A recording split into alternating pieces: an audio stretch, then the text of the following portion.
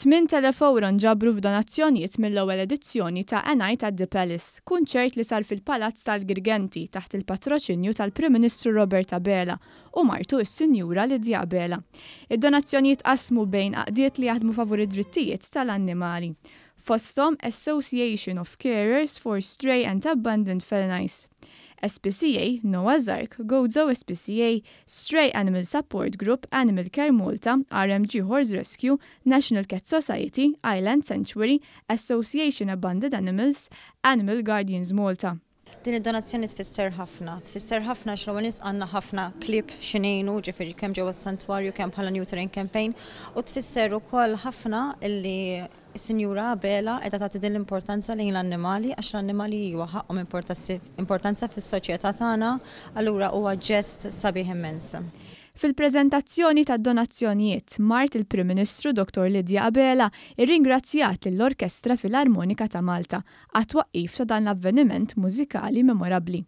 Iċ-ċermen tal-Orkestra Filarmonika ta' Malta Sigmund Mifsud tkellem dwar is-suċċess ta' dan il-kunċert. In-nies veru ħadu pjaċir u naħseb il-fatt li din is-sena abbinajnihom mal-musicals kif ukoll mal-opera, dan il-kunċett ħadem. In-nies apprezzawhom, forsi mhux dejjem hemm dik l-opportunità li n-nies jisimgħu siltiet mill-musicals mill-orkestra. Taħt it-tmexxija ta' Wayne Marshall naħseb l-orkestra tat prestazzjoni mill-aqwa. Dottor Abela qalet li hija konvinta li dawn il-fondi se jintużaw bl-aħjar mod possibbli u fejn l-aktar li huwa meħtieġ minn dawn l-qdiet li jaħdmu b'qalbhom kollha lejn soċjetà li jinteressa mill-ħarsin tal-annimali. Dakinhar il-familji Maltin u Għawċin attendew biħġarhom fil-Palazz tal-Girgenti u gawdew minn serata mill-isbaħ ta' kunċert intella mill-Orkestra Filarmonika ta' Malta.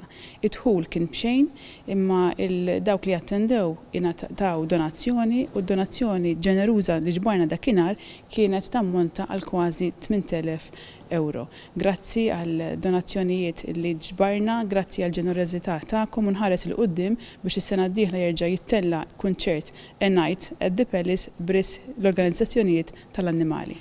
Dr. Lidja Abela saħqet li x-xogħol tagħha se jkompli jiffoka fuq oqsma li jtejbu l-benesseri tal-ġenerazzjonijiet preżenti u futuri, fost oħrajn permezz ta' proġetti innovattivi għat-tisħiħ tal-ambjent u l-kwalità tal-ħajja.